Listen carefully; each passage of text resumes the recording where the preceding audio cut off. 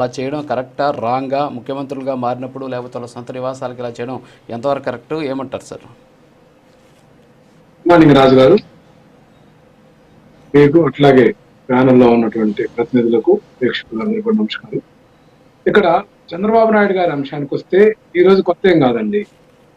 ఆయన మొట్టమొదటి నుంచి కూడా ప్రభుత్వ ధనాన్ని, మంచి నీళ్ళ ప్రజాధనాన్ని విచ్చలవిడిగా వాడేసే దాంట్లో సిద్ధహస్తులు. దానికి ఉదాహరణ ఆయన ప్రచార ఆర్భాటాలకు పోతుంటాడు. హోర్డింగ్స్ కానీ మొట్టమొదటిగా చూస్తే అట్లాగే పేపర్ యాడ్స్ కానీ, టీవీ యాడ్స్ కానీ హోరెత్తిస్తుంటాడు. ఈ ప్రభుత్వంలో కూడా 4.0 అని చెప్పుకున్నటువంటి ఈ ప్రభుత్వంలో కూడా నవ్యాంధ్రప్రదేశ్ లో ఏదైతే రాష్ట్రము క్లిష్ట పరిస్థితుల్లో ఆర్థిక మాంద్యంతో ఉన్నటువంటి పరిస్థితుల్లో అనుభవజ్ఞుడైనటువంటి ముఖ్యమంత్రి ఈ విధంగా చేయటం అతని యొక్క ఆ విధానానికే మనం వదిలేయాలి. కారణం ఏంటంటే ఈయన స్వతహాగా ఈయన యొక్క కుటుంబానికి 2 ఎకరాలు భూమి ఉన్నప్పుడు ఈయన రాజకీయాల్లోకి వస్తే ఈ రోజు ఆయన యొక్క గృహాలు చూస్తే హైదరాబాద్ లో కానీ మనం చూస్తే కుప్పంలో కట్టుకున్నాడు.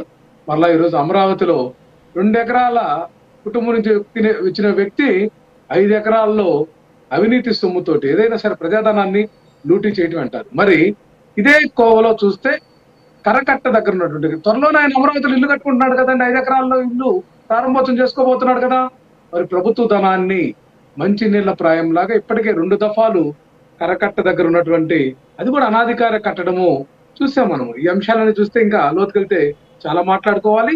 దానికి కూడా ఈ మధ్య కూడా మరమ్మతులు చేయించినటువంటి అంశం. అదేవిధంగా ఢిల్లీలో కూడా ఇప్పటికే 2 దఫాలు మరమ్మతులు చేసి మరలా కూడా నిధులు విడుదల చేసినటువంటి అంశము చాలా హాస్యాస్పదమైనటువంటి విషయము. ఒకవైపున రాష్ట్రానికి సంబంధించినటువంటి ప్రాజెక్టులకు కానీ లేకపోతే ఆ యొక్క ప్రజలకు ఉపయోగపడేటటువంటి ఆరోగ్యశ్రీకి నిధులు కేటాయించడానికి డబ్బులుండవు కానీ, లేకపోతే పేద ప్రజలు ఏదైతే ఫీజు రియంబర్స్మెంట్ కోసం అల్లో రామచంద్ర అయ్యో రామచంద్ర అంటుంటే వాళ్ళకి నిధులు విడుదల చేయడానికి డబ్బులు ఉండవు. అట్లాగే హాస్టల్ విద్యార్థులకు కాస్మెటిక్ ఛార్జెస్ ఇవ్వడానికి డబ్బులు లేవని చెప్తారు. కానీ వీళ్ళ యొక్క దర్బార్లు, వీళ్ళ యొక్క దర్జాలకు మాత్రం, వీళ్ళ యొక్క షికారులకు మాత్రం ధనాన్ని విచ్చలవిడిగా ఖర్చు చేస్తున్నారు.